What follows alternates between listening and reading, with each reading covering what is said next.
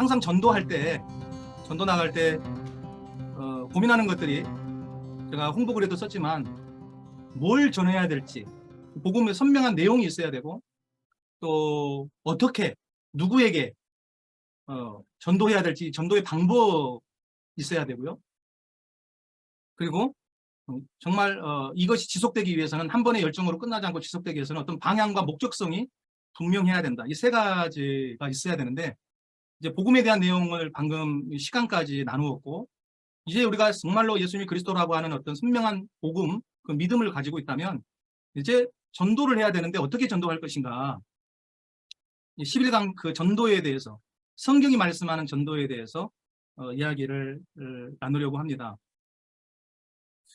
전 세계적으로 전도의 방법이 참 다양하죠. 아까 말씀드렸듯이 저도 꿀벌 전도학교, 하여튼 전도 폭발, 이슬비 전도 여러 가지를 해봤습니다. 그런데 오래 가지 못했습니다. 방법은 상황에 맞게 다양하게 달라질 수 있는 것 같아요. 그리고 또 그 방법이 또 교회의 부흥을 위해서 어느 정도 유용한 것 같습니다. 유용하지요. 그런데 문제가 하나 있어요. 세계 복음화, 주님의 지상명령인 세계 복음화는 성경이 말하는 전도로만 가능하다. 다시 말하면 예수님께서 행하셨던 전도, 예수님이 제자들에게, 사도들에게 가르쳤던 전도, 이 전도로만 세계 복음화는 가능하다 하는 결론입니다. 그래서 먼저 예수님의 전도에 대해서 살펴볼 거고요. 그리고 예수님이 사도들, 제자들에게 가르쳤던 전도에 대해서 저희가 살펴보게 될 거고, 그리고 성경의 전도는 뭔지, 그래서 그것을 말씀을 드리도록 하겠습니다. 이 전도는 되게 좀 중요해서 강의가 조금 시간이 오래 걸릴 수 있을지 모르겠습니다. 이 강의는 그래서 정말 그 제자를 찾아내는 데 있어서도 너무나 좋은 강의가 될 수 있습니다. 우리는 양육하는 데 시간을 많이 보내거든요. 그러다가 힘을 다 소진하는데 어떻게 복음에 합당한 제자들을 찾아낼 것인지, 이것도 우리가 이 강의를 통해서 다루게 됩니다. 예수님이 행하신 전도, 예수님은 뭘 전도하셨을까? 복음 전파하셨죠. 다 하십니다. 예수님은 공생애를 시작하면서 먼저 천국 복음을 전파했습니다. 세례 요한도 그랬고, 세례 요한이 죽자 예수님이 또 그 바톤을 이어서 전파하는 것이 뭐였냐? 마태복음 4장 17절, 마태복음 4장 23절에 이때부터 예수께서 비로소 전파하여 이르시되 하신 말씀이 회개하라, 천국이 가까웠다. 또 온 갈릴리에 두루 다니자 회당에서 가르치시면서 천국 복음을 전파했다. 또 그랬습니다. 회개하라, 천국이 가까웠다. 오늘 우리들에게 있어서는 하나님의 나라가 가까웠다는 거잖아요. 오늘 우리에게 적용한다면 회개하라는 똑같을 것 같아요. 회개하라. 회개해야 구원 받으니까. 회개하고 예수님을 그리스도로 믿어야 되죠. 회개하라, 주의 재림이 가까웠다. 오늘 그렇게 해석해 볼 수 있지 않을까. 회개하라, 천국이 가까웠다. 예수님 때는 그랬. 회개하라, 주님의 재림이 가까웠다. 또 천국이 가까운 것도 맞죠. 세례 요한도 예수님도 똑같은 슬로건을 외쳤습니다. 천국 복음을 전파하셨고요. 예수님의 전도를 보면 전도의 내용. 그리고 두 번째 예수님의 전도는 찾고 부르셨습니다. 복음을 전파하면서 제자들을 찾았어요. 부르셨습니다. 초청하셨습니다. 콜링하셨습니다. 베드로, 안드레, 야고보와 요한은 어부들이었잖아요. 마태복음 4장 18절에서 22절, 금을 깃고 있는데 나를 따라오라 그러세요. 느닷없이 나를 따라오라 그러셨을까요? 근데 사람을 낚는 어부가 되게 하리라 그러니까 그물을 버려두고, 거기에 있던 아버지도 버려두고 배도 버려두고 예수님을 따라왔어요. 이미 예수님의 소문이 그 근방에 널리 알려져 있었어요. 예수님이 행하시는 일들, 이런 것들이, 복음 전파하시는 일, 천국 복음 전파는 다 듣고 있었죠, 이미. 그런데 그런 주님이 오셨어요. 그런 주님이 와서 나 따라와라. 반응이 일어나는 거죠. 거기서 거기에 동일한 반응이 일어나는 거죠. 저분이 그리스도 메시아이실지 모르는 저분이 우리를 부르신다. 모든 생업의 모든 것을 버려두고 하늘나라 복음을 위해서 베드로, 안드레, 야고보, 요한이 따라갑니다. 반응이 일어났습니다. 뭐 나다나엘이라는 제자에게도 요한복음 1장 43절 51절 또 47절에서 49절을 보면 나다나엘이 예수님이 누구신 줄 알아보죠. 예, 49절에 나다나엘이 대답하여 랍비여 당신은 하나님의 아들이시오 있습니다. 야, 하나님의 아들이라고 말을 합니다. 그리고 제자를 이렇게 찾고 부르셨던 주님이 또 뭘 하셨냐 하면 가르치셨습니다. 우리가 복음 전파 캐리그마라고 그랬죠. 복음 전파 복음을 선포하는 거, 가르치시는 일, 교육, 티칭, 디다케. 예수님이 모든 도시 마을을 두루 다니면서 가르치셨습니다. 마태복음 9장 35절에 보면 예수께서 모든 도시 마을에 두루 다니셨습니다. 그리고 그들 회당에 들어가서 가르치셨대요. 말씀을 가르치셨겠죠. 그래서 천국 복음도 전파하시고 모든 약한 것도 고치셨습니다. 가르치셨습니다. 뭘 가르쳤을까요? 많은 교훈도, 좋은 교훈도 있었죠. 산상수훈도 있고 뭐 하나님 말씀을 가르쳤겠지만 핵심은 뭐냐면 예수님 자신을 가르치셨어요. 예수님 자신이 성경에 기록된 바로 그 오실 메시아 그리스도이시다. 이거를 사람들에게 가르치셔요. 네 번째로 예수님의 전도는 기적 치유를 통해서 예수님이 그리스도이심을 계시해 주십니다. 마태복음 9장 35절에 그런 아까 읽었던 모든 병과 모든 약한 것을 고치셨다 그랬습니다. 모든 병이에요. 모든 약한 것. 어떤 병, 어떤 약한 것이 아니라 모든 병. 고치지 못하시는 게 없었습니다. 그러니까 치유와 예언 사역, 기적과 권능 또한 본질적으로 예수님 자신이 하나님 아들 그리스도이심을 나타내기 위해서 행하셨습니다. 특히 제자들로 하여금 예수님 자신이 그리스도이심을 믿게 하려고 했어요. 하나님 보여달라 그러니까 빌립이 보여달라 그러니까 나를 봤는데 뭘 하나님을 보여달라 그러냐. 나를 믿지 못하겠고 내가 행한 일을 믿어라. 내가 어떤 권능과 표적을 행했는지 그 일은 믿으라. 그렇게 말하지 않습니다. 그 일을 믿고 행한 것을 믿고 내가 그인 줄 알라. 그리스도인 줄 알라. 그리고 예수님은 또 증언하십니다. 증언. 어떤 때는 가르침을 받는 무리가 더디 믿는 것을 책망도 하셨어요. 모세와 모든 선지자의 글, 성경 전체에 기록된 그 자기에 관한 것, 그리스도이심을 노골적으로 막 증언하십니다. 누가복음 24장 25절에서 27절에 이르시되 미련하고 선지자들이 말한 모든 것을 마음에 더디 믿는 자들이여. 미련하대요, 미련. 이 미련 곰탱이들아. 그리스도가 이런 고난을 받고 자기 영광에 들어가야 할 것이 아니냐 하시고 이에 모세와 모든 선지자의 글로 시작해서 모든 성경에 쓴 바 자기에 관한 것을 자세히 설명하시니라. 종합하면 예수님이 행하신 전도가 현상적으로는 무리를 향해서 다양한 가르침, 치유, 기적, 예언, 권능을 행하시는 것으로 비춰질 수는 있겠으나 사실은 본질적으로 거기 모든 무리와 전 세계를 살리기 위해서 생명을 걸고 복음을 전할, 아까 얘기했죠? 계시를 받는 자, 계시를 받는 그 제자를 찾는 것이었고 또한 그 복음에 반응하는 제자를 찾기 위해서 복음을 증언하는 것이었습니다. 계시를 받는 제자를 찾고 그 제자를 찾기 위해서 복음을 증언했습니다. 여러분, 주님의 제자는요, 주의 복음을 증언할 때 그때만 반응이 일어납니다. 확실합니다. 여러분, 주님의 제자는 주의 복음을 증언할 때만 반응을 보여요. 여러분이 이 복음을 전해보잖아요, 교회에서. 그러면 눈이 반짝반짝 해가지고 막 생기가 돋는 성도들이 있어요, 교인들이. 그 교인들을 발굴해 내시는 겁니다. 복음을 증언하시면서.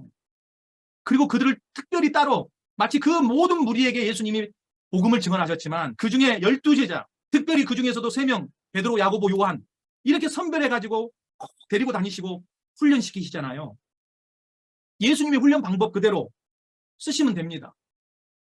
복음을 증언할 때요, 제자는 반응이 일어납니다. 또 계속해서 그 제자에게 복음을 증언할 때 참된 성장이 일어납니다. 양육의 목적이 신앙의 성장이잖아요. 신앙의 성장. 그러니까 양육은 스스로 전도를 행하고 복음을 증언하고 가르치는 가운데 자연스럽게 양육이 이루어지는 겁니다. 아까 우리 세부의 정충만 선교사님이 말했잖아요. 억지로 전도시키는 것도 아닌데 복음이 들어가니까 여러분 복음의 생명이 있지 않습니까?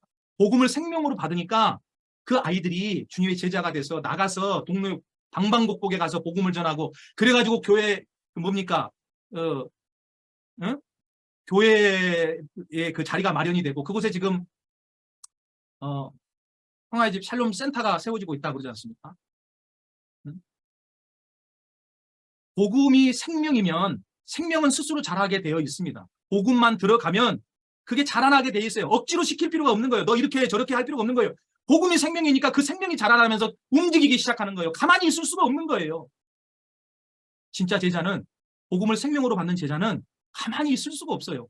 그걸 남에게 전하지 않으면 안 되는 불타는 심정이 막 생기는 거거든요. 그렇다면 이번에는 예수님이 제자들에게 가르치신 전도가 뭘까 한번 살펴보겠습니다. 예수님이 제자들에게 가르치신 전도. 근데 이 제자들에게 가르치신 전도 내용이 주님이 직접 행하신 전도와 일치합니다. 정확하게. 그래서 마태복음 10장하고 누가복음 10장에 그 예수님이 전도를 가르치신 가장 중요한 대목이 나오는데, 먼저 마태복음 10장 1절, 7절, 11절, 13절 말씀을 보면, 마태복음 10장 1절에 예수께서 그의 12제자를 불렀습니다. 부르셨습니다. 콜링. 그리고 더러운 귀신을 쫓아내며 모든 병과 모든 약한 것을 고치는 권능을 주셨습니다. 먼저 12제자를 부르셨어요. 그리고 권능, 성령의 권능을 주셨습니다. 전도를 내보내기 전에 성령의 권능을 주셨습니다. 그리고 마태복음 10장 6절 7절에 오히려 이스라엘 집에 잃어버린 양에게로 가라. 가면서 전파하여 말하되 천국이 가까웠다. 제자들을 파송하십니다. 가라고 파송하십니다. 먼저 부르시고 성령의 권능을 주시고 그 다음에 파송하십니다. 그 예수님이 성령의 권능을 받고 예루살렘을 떠나지 말고, 그러니까 성령의 권능을 받고 예루살렘과 온 유대와 사마리아 땅끝까지 이르러 복음의 증인이 되라. 그러니까 복음의 증인이 되기 전에 이루어질 일이 성령의 권능이지 않습니까? 성령의 권능과 능력과 표적으로 예수님이 그리스도라고 하는 그 복음을 더 확증하잖아요. 사람들에게. 제자를 파송하시면서 뭐라고 외치라고 그러냐면 회개를 외쳐라. 천국이 가까워왔다고 선포해라. 천국 복음을 선포하게 하십니다. 오늘도 이거는 동일하게 적용된다고 봅니다. 회개하라고 외쳐야 되고요. repent. 그리고 주의 재림이 가까웠다. 주님의 나라가 가까이 왔다. 여러분, 우리가 이 복음을, 이거를, 천국 복음을 전해야 됩니다. 세 번째로 마태복음 10장 11절에 어떤 성이나 마을에 들어가든지 그 중에 합당한 자를 찾아내어 너희가 떠나기까지 거기 머물라. 또 10장 12절 13절 또 그 집에 들어가면서 평안하기를 빌라. 그 집이 이에 합당하면 너희 빈 평안이 거기 임할 것이요. 이렇습니다. 만약 합당하지 아니하면 그 평안이 너희에게로 돌아올 것이다. 그러니까 합당한 자, 여기서 핵심이 평안을 받기에 합당한 자를 찾아내랍니다. 그러니까 우리가 전도하다가 이렇게 외치잖아요. 나가서 골목에서 외치고 가다 보면 정말 주님이 예비하고 준비한 사람들은요, 뭔가 마음의 움직임이 있어요. 이 마음에 끌림이 있고 감동이 있고 그 다음에 뭔가가 있어요. 그래서 우리가 이제 가가오 축구 전도를 하지 않습니까? 그래서 이미 알잖아요. 쭉 지나가면서 그 사람들이 뭐 하고 다니는가, 회개하라고 외치고 주님의 재림이 가까웠다고, 천국 복음을 천국이 가까웠다고 외치네. 이걸 이미 들었잖아요. 우리가 누군 줄 알아요. 그리고 그 집 대문을 두들겨 보면 예비되지 않은 자, 합당하지 않은 자는 소금을 뿌리든지 물을 뿌리든지 아니면 문 안 열어주든지 침묵하든지, 그렇지만 합당한 사람들은 문을 열어주게 돼 있어요. 뭔가 한 말씀 더 들어보려고, 뭔가 구체적으로 좀 구원에 관계된 이 복음을 더 듣고 싶어서. 여러분, 그렇게 찾아진 합당한 자, 그 집에 들어가서 평안을 빌으랍니다. 그럼 그 평안을 빌어주면 뭐 다른 거 아니잖아요. 안녕하세요. 우리말로는 샬롬, 유대인 말 히브리어로 샬롬, 우리말로는 안녕하십니까? 평안을 빕니다. 그 받아주잖아요. 받아들이면 그 집을 떠나지 말. 그 집을 너희가 떠나기까지 그 집에 머물러라는 거예요. 이 집 저 집 다니지 말고. 그럼 그 집에서 그 사람을 붙들고 그 사람에게 이 복음을 제가 여러분들에게 이렇게 풀어드리고 있는 것처럼 자세하게 풀어주라는 거죠. 그러면 그 사람을 통해서 그 가족이 구원받는 일이 벌어지고, 그 가족을 통해서 그 마을, 그 지역이 복음화되는 역사가 마치 그 집이 누룩처럼, 누룩의 역할을 하고 겨자씨의 역할을 하고, 여러분 이런 역할을 하게 된다는 거예요. 그래서 찾아진 그 한 사람, 그 한 사람에게 집중하라는 겁니다. 한 사람에게. 누가복음 10장을 보시면 1절, 5절, 6절 70인의 제자가 나옵니다. 70인의 제자를 둘씩 세워 보냅니다. 그 후에 주께서 따로 70인을 세우사 친히 가시려는 각 동네와 각 지역으로 둘씩 앞서 보내시며, 그러니까 주님이 가시려고 하는 동네에 제자들을 먼저 둘씩 짝지어서 전도를 보내요. 길을 닦아놓으라고 그러시는 것 같아요. 먼저 정탐도 가고 근데 들어갈 때에 여기서도 평안을 선포하도록 하십니다. 누가복음 10장 5절. 어느 집에 들어가든지 먼저 말하되 이 집이 평안할지어다. 이 집이 평안할지어다. 샬롬이 있을지어다. 예. 평안 있기를 바랍니다. 이 집에. 그러면 뭔가 마음의 움직임이 있는 사람, 예비된 준비된 자들은 우리에게 복을 빌어주고 평안을 빌어주네. 저 사람들 문을 열어주는 거죠. 평안을 받을 그 사람을 찾아내는 것입니다. 누가복음 10장 6절. 만일 평안을 받을 사람이 거기 있으면 너희의 평안이 그에게 머물 것이요. 그렇습니다. 그렇지 않으면 너희에게 그대로 돌아오리라. 이 마태복음 10장과 누가복음 10장 두 본문을 통해서 우리가 알 수 있는 것은 분명히 예수님께서 제자들에게 가르치신 성경의 전도는 오늘날 행해지는 전도와는 좀 많이 차이가 있는 것 같습니다. 예수님이 행하시고 가르치시는 전도는 단순히 영접 기도를 시키는 행위? 그런 차원이 아닙니다. 그냥 교회로 데리고 오는 행위? 그런 차원이 아닙니다. 집회에 참석시키기 위한 행위, 그것을 훨씬 다 초월하고 있습니다. 예수님은요, 처음부터 그 한 사람을 통해서 너무 비약적입니까? 전 세계를 살리시기를 원하십니다. 그 한 사람을 통해서 전 세계를 살리시기를 원하십니다. 그래서 전체를 살릴 제자들을 필요로 하십니다. 여러분, 예수님의 마지막 유언, 그 지상 대위임 명령 잘 아시잖아요. 예루살렘과 온 유대와 사마리아와 땅끝까지 이르러 내 복음의 증인이 되고. 여러분, 예루살렘 또는 온 유대 또는 사마리아 또는 땅끝까지 선택형이 아닙니다. 예루살렘을 선택하든지 온 유를 선택하든지 아닙니다. 오가 아니고 엔드입니다. 모든 곳을 동시에 포함하는 동시다발적 복음화입니다. 예루살렘을 내 교회라고 생각해 보세요. 온 유대를 내 지역사회, 내 민족이라고 생각해 보십시오. 사마리아는 어떤 특별한 지역, 뭐 북한이나 뭐 어떤 일본이나 뭐 이런 지역이라고 생각해 보십시오. 땅끝, 전 세계, 미전도 종족. 여러분, 오순절 성령의 역사가 일어났을 때 제자들이 방언으로 복음을 증언했잖아요. 그때 예루살렘 성전에 모인 디아스포라 유대인들 15개의 나라에서 왔어요. 그들의 나라의 방언으로 복음을 전했습니다. 사도행전 2장 8절에서 11절에 성령이 임하셨을 때 복음 전파는 예루살렘 성전에 모인 사람들에게 증거했는데 그것은 예루살렘만 뿐만 아니라 이미 15개국이라는 전 세계를 향하고 있었어요. 복음 전파가 예루살렘과 이미 전 세계로 복음이 전파되고 있었다고요. 디아스포라 15개국에서 온 이 디아스포라 유대인들에게. 그 후에 어떤 일이 벌어졌습니까? 예루살렘 교회가 막 부흥하기 시작합니다. 3,000명, 5,000명이 회개하고 막 교회가 부흥하니까 근데 제자들은요. 예수님의 그 명령을 받았긴 받았는데 그 민족주의를 극복 못하는 거지. 이방인들에게 전도 나가지 않습니다. 사마리아 전도 나가지 않습니다. 온 유대로 나가지 않고 그냥 예루살렘 교회 거의 막 부흥에 취해 있었어요. 자체 부흥. 오늘로 따지면 교회가 막 부흥하니까 내 교회 막 자체 부흥 성장에 안주하고 있었던 거죠. 근데 어떤 사건이 벌어집니까? 스데반 집사가 핍박받고 순교를 당하는 일이 예루살렘 교회에 벌어지면서 그것을 필두로 핍박이 일어났습니다. 그때 제자들이 예루살렘을 반강제적으로 떠납니다. 마치 중국의 자발적인 선교지를 이게 바꾸는 게 아니라 비자발적, 강제적으로 막 인도에서 몰아내고 중국에서 몰아내고 그러니까 이게 강제적으로 이제는 옮길 수밖에 없는 어떤 선교사님이 그러시더라고요. 차라리 그것이 자생적인 이 중국인들의 복음화를 위해서 그들이 이제는 세계 선교를 감당해야 돼요. 중국 사람들이 세계 선교 관심이 별로 없대요. 그런데 이제는 그들 스스로가 할 수 있다.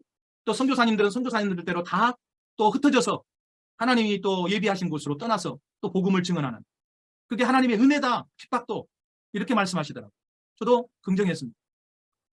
예루살렘 교회를 떠나지 않으니까 결국 주님의 대위임 명령은 뭐예요? 예루살렘과 온 유대와 사마리아와 땅끝까지 가라는 건데 안 떠나요. 핍박이 왔습니다. 핍박을 도구로 삼아서 결국 어떤 일이 벌어집니까? 강제적으로 떠납니다. 제자들이 온 유대로 떠나고 빌립 같은 제자는 사마리아로 떠나고 가다가 누굽니까? 이디오피아의 넷이 간다게를 만나고 그를 세례주고 이러면서 흩어져 가지고 결국은 온 유대를 복음화시키고 사마리아를 막 복음화시키지 않습니까? 또 사울 같은 자를 하나님 예수님이 극적으로 택하셔가지고 그를 사도 바울로 세워가지고 이방인을 향한 전도, 당시에 땅끝이라는 노마, 사바나까지 보내지 않습니까? 5차 전도 여행까지. 여러분, 주님이 하신 말씀대로 우리가 순종하면 되는데 순종하지 않으면 어떤 방법을 쓰든지 주님이 행하세요. 마치 그 불이 모여가지고 잘 타고 있습니다. 불이 장작불이 안 흩어져요. 불이 흩어져갖고 막 불을 붙여야 되는데, 그러니까 막대기로 팍 불을 때리니까 이 불똥이 다 튀겨서 불을 붙이는, 마치 그것과 흡사한 일들이 벌어진 거죠.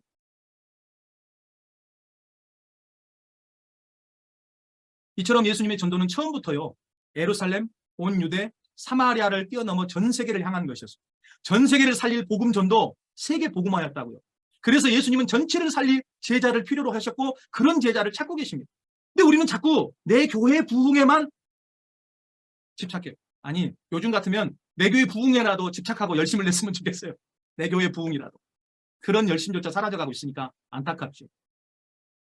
그러나 어쨌든 전도는, 복음 전도는, 선교는 결국 예루살렘, 온 유대, 사마리아 세계까지 나가는 것입니다. 동시다발적으로. 그래서 이 마태복음 10장, 누가복음 10장에서 예수님이 가르치신 이 전도의 공통적 특징이 뭐냐? 제자들을 찾아 부르셨고 앞서 보내셨고 회개와 천국의 도래, 천국 복음을 선포하게 하셨고, 이 과정을 통해 최종적으로는 평안을 받을 합당한 자, 즉 주님의 제자를 찾아내는 것이었어요. 차라리 잃어버린 양에게로 먼저 가라 그러셨어요. 그 잃어버린 양들이 누굽니까? 유대인들 아닙니까? 유대인들. 하나님 말씀을 너무 잘 알고 있는데 진짜 복음을 모르는 사람들. 근데 이 사람들은 정말 제대로만 깨달으면 자기 목숨 바쳐서 주님을 믿고 주님의 제자가 될 사람들이잖아요. 오늘 우리가 불신자를 전도하는 것도 중요합니다. 대단히 불신자 전도하는 게 어려워진 것은 사실이죠. 근데 우리 이미 믿고 있는 사람들 안에서도 종교인으로 사는 사람들이 있다니까요. 주님의 제자로서의 삶을 살지 못하고 육신적 그리스도인으로 사는 사람들이 있다니까요. 많아요. 이분들을 여러분, 우리가 정말 주님의 제자로 세워내는 것이 필요해요. 그러기 위해서는 우리가 복음을 전해보면 압니다. 그분들 중에 정말 이 복음을 생명으로 받을 자 소수라도 그분들이 있어요. 그 소수가요, 불을 붙이기 시작하면 가정이 살아나고요. 네? 막 그 지역이 막 살아나고요. 동네가 살아나고. 그렇게 불이 붙여지면 민족이 살아나고 전 세계가 살아나게 되는 것입니다. 어떤 마을이나 어떤 도시에라도 그 마을과 도시, 나라, 세계를 살릴 제자들을 하나님께서는 늘 준비해 놓으셨습니다. 이걸 믿으셔야 됩니다. 그런 분들에게 복음이 전달되면 속속 받아들이죠. 그 제자들이 일어나서 가족, 지역, 나라, 세계 전체를 살리게 되는 것입니다. 그럼 어떻게 그런 제자를 찾을 수 있을까? 이게 중요하지요. 어렵지 않습니다. 성경대로 하시면 복음, 예수님이 그리스도라는 이 복음, 이 천국 복음 증언해 보시면 압니다. 뭐 시간적인 차이는 있을 수 있지만 제자는요, 반드시 복음에 반응하게 되어 있습니다. 여러분이 그 동종 반응의 원리라는 거 아실 겁니다. 아마 텔레비에서도 그 실험했는데 소프라노가 고음을, 소리를 냅니다. 소프라노의 그 하이 음을 확 내죠. 그럼 그 앞에 그 물컵이 이렇게 있어요. 포도주 컵 같은. 근데 이게 막 떨리기 시작해요. 처음에 반응이 일어납니다. 그러다가 팍 깨지죠. 이게 어떤 현상이냐면 같은 주파수 때에 이게 딱 맞아 떨어진 겁니다. 같은 주파수 때에 반응이 일어나는 거죠. 그 컵에, 그 유리잔에, 그 소프라노의 그 음정 주파수에 같은 주파수 때에 반응이 딱 일어나서 진동이 일어나고 깨져버립니다. 마찬가지로 참 복음을 들은 제자는요, 에레미야 선지자처럼 복음을 듣고 이 복음을 전하지 않으면 마음에 막 불이 일어나는 거예요. 다른 이들에게 전하고 싶은 그 불이 심령 속에서 일어나, 이 복음을 전하지 않으면 내게 하루다 이런 마음이 막 일어나. 복음에 합당한 제자를 찾는 이유는 단지 내 교회 하나 부흥시키기 위해서가 절대 아닙니다. 주님의 심정으로 보셔야 되고 하나님 아버지의 이 눈으로 바라봐야 됩니다. 마음으로. 전체를 살리기 위해서입니다. 전체를. 그거를 통전적으로 갖고 계셔야 돼요. 근데 우리 한국 교회들이, 또 우리 한인 선교사님들이 너무 우리 개신교가 개교주의잖아요. 서로 경쟁하는 게 너무 많아요. 서로 연대와 협력을 하는 경우를 못 봤습니다. 야, 우리가 주님의 마음을 시원케 하드리기 위해서 네 교회 내 교회 따지지 말고 우리 함께 연대해서 협력해서 우리 이 지역을 복음화 시켜보자. 복음 전도해보자. 그랬으면 좀 좋겠어요. 좀 이해관계를 내려놓고 서로 잘 되기를 바라고 그럼 잘 되기를 바라면 내 교회를 축복해 줄 거 아닙니까? 나도 잘 될 거 아닙니까? 서로 간에 잘 되는 거 아닙니까? 근데 그거를 시기 질투해가지고 서로, 여러분, 오직 복음 증언과 전파를 통해서 그런 복음을 증언할 제자들을 찾을 수 있고요. 찾아진 제자에게 여전히 복음을 또 증언하고 더 깊이 그 복음이 드러나고 깨달아지도록 또 복음을 또 그 제자에게 증언하고, 그 제자가 그렇게 될 때 그 제자는 또 다른 이에게 복음을 전해서 제자가 제자를 낳는, 그러면서 제자가 제자를 낳으면서 그 제자가 성장하고 양육받게 되는, 책상 앞에서 성장, 머리는 커질 수 있겠지만 아니요, 전도 현장에서, 복음 증언 현장에서 성장하게 되는 것입니다. 아까 우리 정충만 선교사님 간증했듯이 이것이 전도를 통한 제자 양육의 성경 원리라고 할 수 있습니다. 예수님이 제자들에게 가르쳐 주신 전도는 어떤 마을이든지 도시든지 들어가라. 그리고 이 복음을 증언해서, 천국 복음을 증언해서 거기에 반응하는 제자를 찾아내라. 소수라 할지라도. 다시 말하면 합당한 자, 평안을 받을 사람, 그런 사람을 찾아내고, 찾았으면 그 집 떠나지 말고 복음을 설명하고 전하고 풀어서, 그래서 구원을 받게 하고 그 가족을 구원받게 하고, 그래서 본격적으로 성경 전체를 통해서 복음을 풀어서 증언하고 가르치면, 그러면 이제 그들이 누룩이 되고 천국의 누룩이 되고 겨자씨가 되고, 그래서 그 가정이 일어나서 그 마을과 그 지역을 복음화시키는 정말 귀한 주의 제자의 가정이 된다는 것이죠. 이런 일들이 곳곳에서 일어나면, 곳곳에서 누룩 같은 일이 벌어지면 언제 우리가 모르는 사이에 하나님의 나라가 확장되어져 버리는 거죠. 이것이 예수님이 가르쳐 주신 전도의 원리라고 할 수 있겠습니다. 그런데 마태복음 13장에는요, 복음에 합당한 전체를 살릴 그런 제자에 대해서 잘 말씀해 주고 계십니다. 마태복음 13장 8절, 23절, 31절에서 33절, 44절, 46절입니다. 원래 이 마태복음 13장은 천국, 하나님 나라, 이 천국 복음에 대한 비유잖아요. 그런데 이 땅에서 전도를 통해서 하나님의 나라가 확장이 이루어진다고 할 때 그 천국의 비유는 전도로도 풀어질 수 있다고, 해석될 수 있다고 생각합니다. 좋은 제자는, 여러분, 제자는 누굽니까? 8절 23절에 보면 옥토, 좋은 땅입니다. 더러는 좋은 땅에 떨어지면 어떤 것은 100배, 어떤 것은 60배, 어떤 것은 30배의 결실을 하였느니라. 좋은 땅에 뿌려졌다는 것은 말씀을 듣고 깨닫는 자니 결실하여 어떤 것은 100배, 어떤 것은 60배, 어떤 것은 30배가 되느니라. 제자는요, 옥토와 같습니다. 복음을 듣고 깨닫고 복음에 합당하게 반응하는 자는 자연스럽게 복음을 전도하게 되어 있습니다. 생명으로 복음을 받았기 때문에 그 생명이 자라나기 시작하는 거예요. 그래서 전도의 열매를 맺게 됩니다. 이런 자가 주님의 제자. 그런데 옥토는 사실 미안한 이야기지만 확률적으로 4분의 1밖에 되지 않지 않습니까? 예수님의 비유, 길가에 뿌려진 씨, 여러분, 또 길가, 돌짝밭, 가시덤불, 열매 못 맺습니다. 길가는 말씀 뿌리자마자 사탄이 와서 먹어버려. 깨닫지도 못하게 만들고, 돌짝밭, 그 흙이 조금 쌓여있는 곳에 뿌리 내리다가 정말 기쁨으로 복음을 받았는데 환경적으로 태양볕 뜨겁게 내리쬐듯 어려움이 닥치고 좀 뭔가 그러면은 금방 또 썩 시그러들은 열매 못 맺습니다. 가시덤불 속에 떨어진 씨앗은 그 가시덤불의 기울에 막혀서 열매를 못 맺습니다. 세상의 재리와 염려와 근심. 근데 우리 육신에 속한 그리스도인들은 이 가시덤불이 많은 것 같아요. 가시덤불.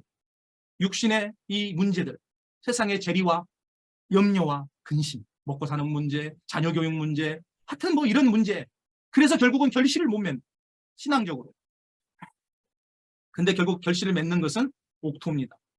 씨앗만 뿌려놓으면 잘 열매가 맺힙니다. 우리가 중요한 거는 이 옥토를 찾아내야 되는 겁니다. 우리가 제자 양육 훈련하면서 목사님들이 길가, 돌짝밭, 가시덤불을 개간해가지고 막 여기에 온 에너지를 다 쏟습니다. 거기에 온 에너지를 쏟다가 파김치가 되고 번아웃되고 결국은 지쳐가지고 더 이상 아무것도 못합니다. 예수님의 방법은 뭐냐면 그냥 옥토만 찾아내라는 거예요. 근데 우리가 옥토가 누군지 몰라요. 옥토밭이 어떤 일인지 몰라요. 근데 옥토밭이 어떤 것인지 모르기 때문에 말씀의 씨앗, 복음의 씨앗을 뿌려보면 알아요. 뿌려보면 옥토들은 반응이 일어나는, 열매 맺게 되어 있다니까요. 자연스럽게 생명이 있으니까. 복음에는 생명이 있으니까 열매를 맺는다고요. 어렵게 생각할 것이 하나도 없습니다. 두 번째로 제자는 겨자씨 한 알과 누룩과 같습니다. 마태복음 13장 31절 33절, 천국은 마치 뭐예요? 겨자씨 한 알 같으니 이는 모든 씨보다 작은 것인데 커서 나무가 돼요. 새들이 와서 깃들입니다. 쉬어갈 수 있습니다. 또 천국은 가루 서말 속에 갖다가 넣은 전부 부풀게 한 누룩과 같다고 했습니다. 겨자씨 처음에 보잘것없죠. 저도 겨자씨 봤거든요. 친구 목사가 성지순례 다녀와서 성지순례 한 번도 못 가봤는데 꼭 기회를 되면 가봐야 되겠습니다. 겨자씨를 가져왔는데 정말 작더라고. 근데 이게 나무가 돼서 새들이 깃들인대요. 둥지를 틀고. 그만큼 겨자씨가 이 천국의 확장성을 이야기하는 거 아닙니까? 이렇게 겨자씨처럼 결국은 많은 자가 머물 수 있는 안식처가 될 만큼 성장하고요. 제자는 그런 자입니다. 성장하는 자고, 또 누룩처럼 부지불식간에 변화를 시킵니다. 확장을 시키고.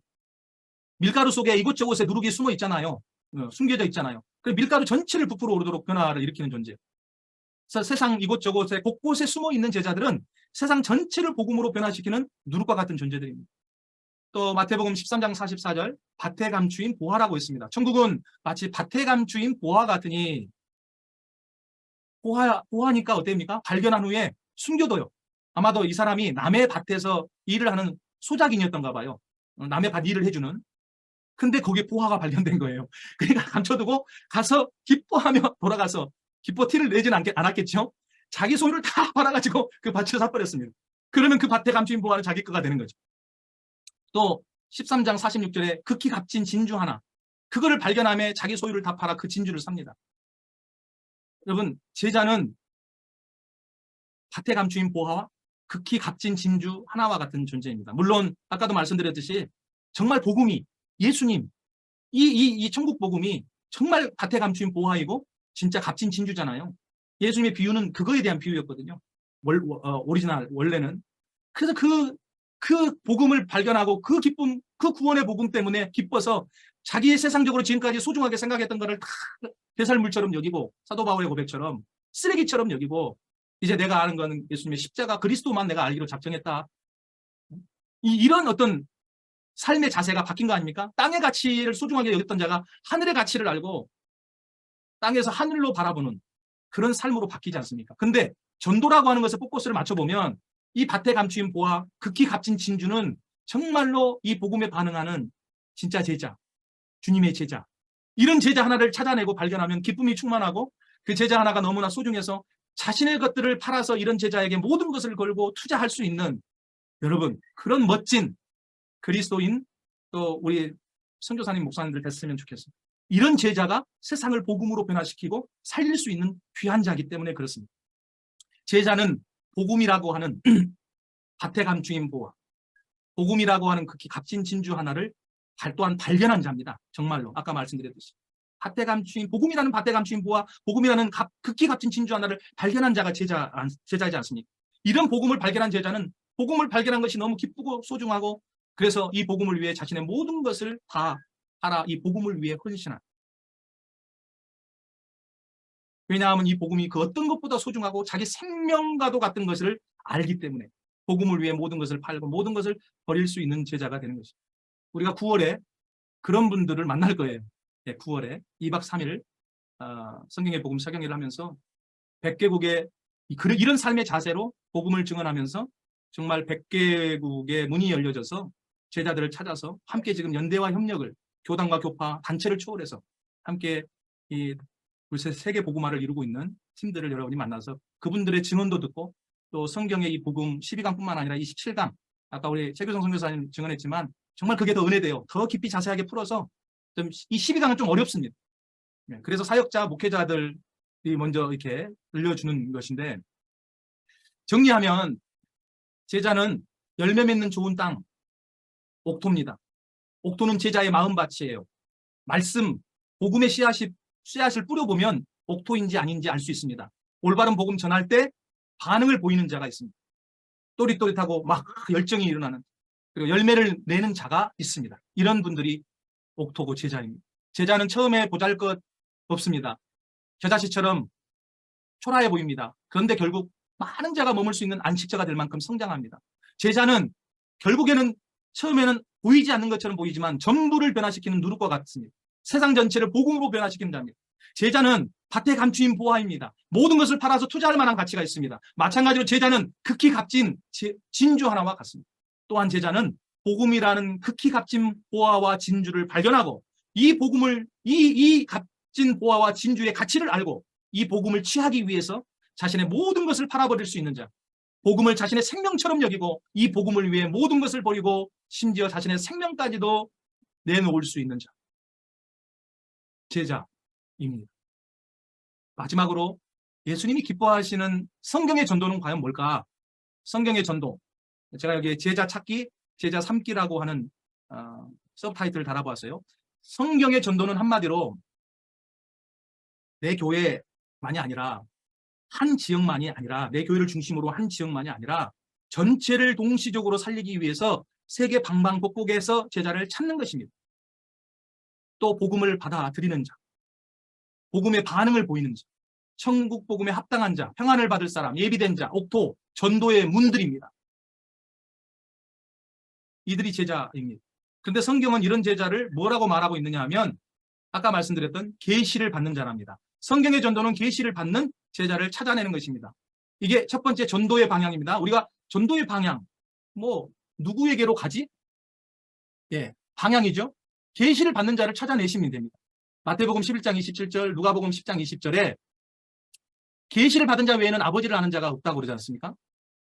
원래 계시라는 단어가 성경의 좋은 뜻인데 이단들이 이걸 취해가지고 너무 많이 오용을 해가지고 계시하면 무슨 이상한 어떤 예언하고 막, 여러분 옛날 무슨 무슨 전도사라는 계시 예언한다고 막 오늘날 전쟁 난다고 미국에 보따리 싸들고 가버리고 사회에 혼란과 무리를 일으키고, 다미성교회도 마찬가지고 3명의 어린이가 막 계시를 하고 예언한다고, 이런 것들 때문에 지금 이 계시라고 하는 좋은 단어가 정말 쓰기가 불편한 단어가 돼버렸어요.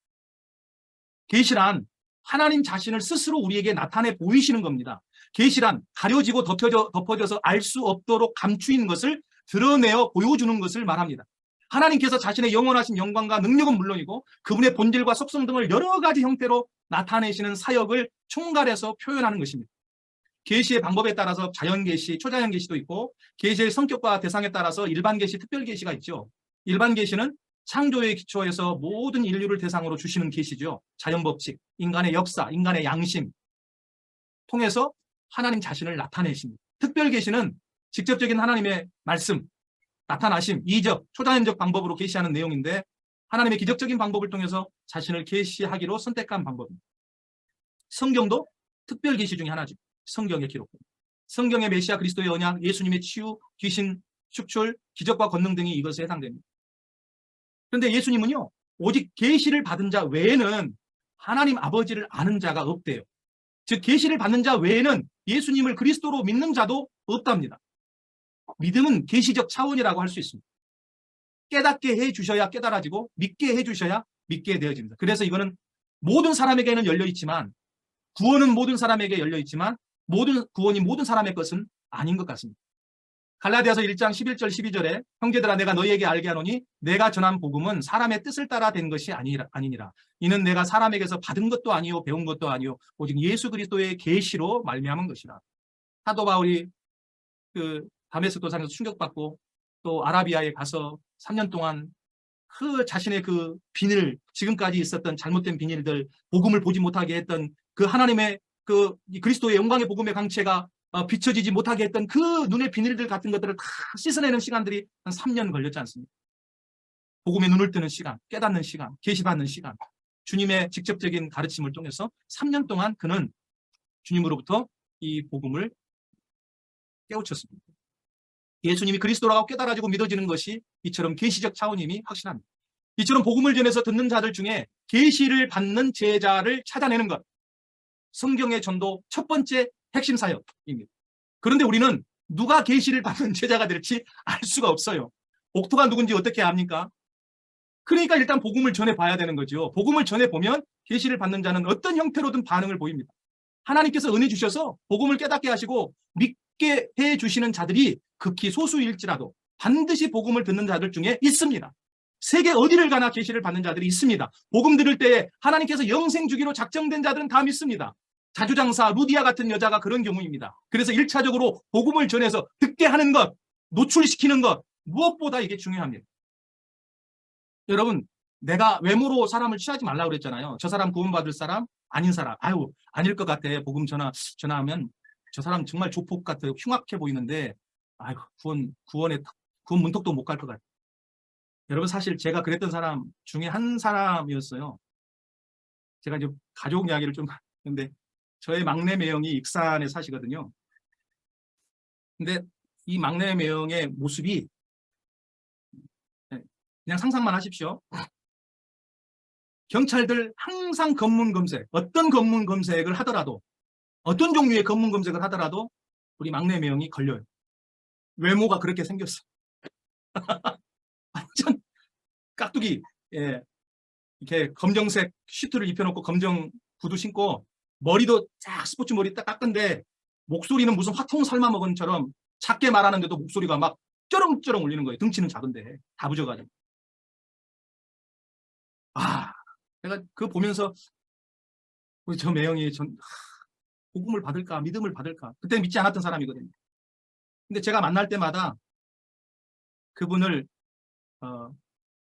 편견을 갖지 않고 저의 간증을 이야기하고 계속 신앙적인 어떤 그리고 인격적으로 제가 이제 매형과 이렇게 관계성을 유지하면서 접촉하면서 말하면 내가 들어주고 이해해주고 그렇죠 하면서 이제 이야기를 아니 이게 가랑비에 옷이 젖는다고 이분이 들으면서 처음에 반응은 그렇지 않았는데 점점 믿음으로 들어가는 게 보여요. 그러더니 이분이 믿음이 들어가니까 어떻게 변화되냐면 원래 이게 목욕탕에서 일하셨거든요. 구두도 닦아드리고 목욕탕에서 이렇게 때도 밀어드리는 일을 했는데 그러다가 이분이 이제 그 선물 뽑기하고 오락실 예. 그 오락실은 주일날도 못 쉬잖아요. 오락실은 주일날 잘 되니까. 근데 이분이 오락실을 때려쳤어요. 뭐 때문에? 주의를 지키고 싶다고. 하나님 앞에 예배드리고 싶다고. 그 돈 잘 벌리는데 때려치고 다시 구두 닦는 일로 돌아가서 자기가 시간 낼 때 언제든지 시간 내서 교회를 다녀요. 그리고 수입이 쫙 줄죠. 근데도 상관하지 않아. 그리고 구두를 닦으면서 복음을 전합니다.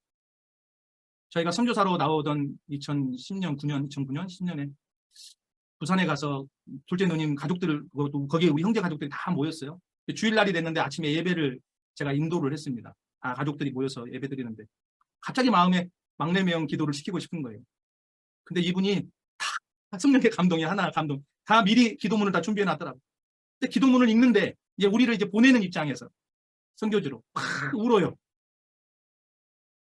그 흉악하게 조폭처럼 생긴 그 얼굴에서 닭똥 같은 눈물을 흘리면서 우는 거예요. 그래서 제가 느끼는 게 뭐냐면 우리가 함부로 사람을 판단하거나 속단하거나 외모로 사람을 취해서는 안 된다. 지금도 믿음의 생활을 잘 하고 있는데 그래서 여러분 우리는 누가 옥토바치인지 알 수 없고 계시를 받는 제자인지 알 수가 없습니다. 그러니까 전해봐야 됩니다. 건드려봐. 고구마 전도법 찔러본다고 그러죠. 고구마가 잘 익었는지 안 익었는지. 그것도 하나의 방법 같아요.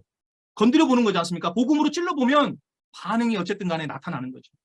두 번째로 전도의 방향, 계시를 받는 자를 찾아내는 거고요. 두 번째 전도의 방법은 예수님이 그리스도라는 복음을 증언해 보는 것입니다. 전도의 방법 다른 거 없습니다.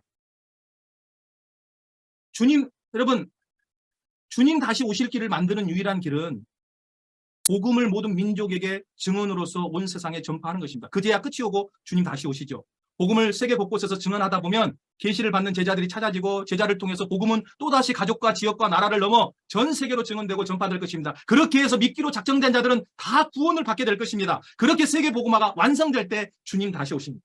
세계 복음화의 완성을 위해 중요한 것은 찾아진 제자들에게도 지속적으로 성경 전체를 통해 복음을 계속 증언하고 가르쳐야 됩니다. 단순히 예수라는 단어, 불리는 이름만으로 전파되는 것이 세계복음화의 기준이 아닙니다. 예수님이 어떤 분인지, 왜 메시아 그리스도이신지 정확하게 모든 민족, 모든 사람에게 증언하는 것이 세계복음화의 기준입니다.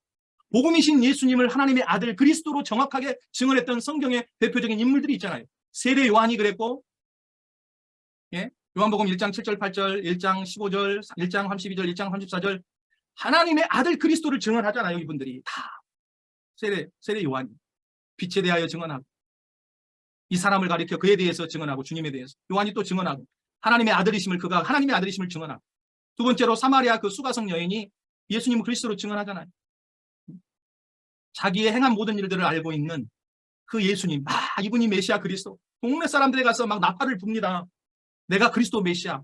이미 선지자들이 예언했던 그분을 보았다. 그 사람들이 막 와서 예수님한테 말씀을 들었어요. 그랬더니 그 사람들이 이제 말하죠. 이제 네가 말한 것 때문에 우리가 저분을 믿는 게 아니라 우리가 직접 듣고 이제 우리가 그분을 그리스도로 믿는. 여러분 또 세 번째로 사도 요한이 예수님을 그리스도로 증언했습니다. 예. 또 사도들이 예수님을 그리스도로 증언했습니다. 사도 바울이 예수님을 그리스도로 증언했습니다. 예, 여러분이 나중에 말씀을 보시면 됩니다. 아볼로가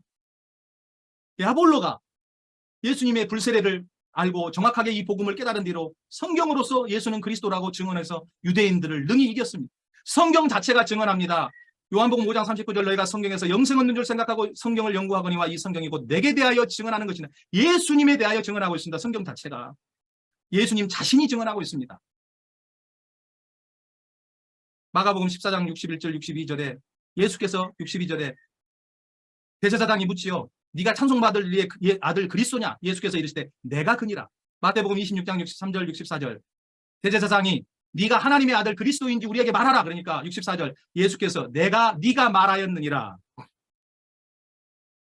계시록 22장 16절 나 예수는 교회들을 위하여 내 사자들을 보내어 이것들을 너희에게 증언하게 하였노라.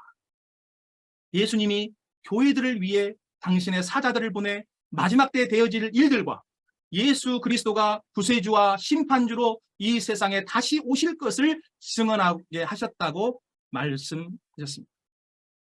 여러분, 이것이 성경의 전도입니다.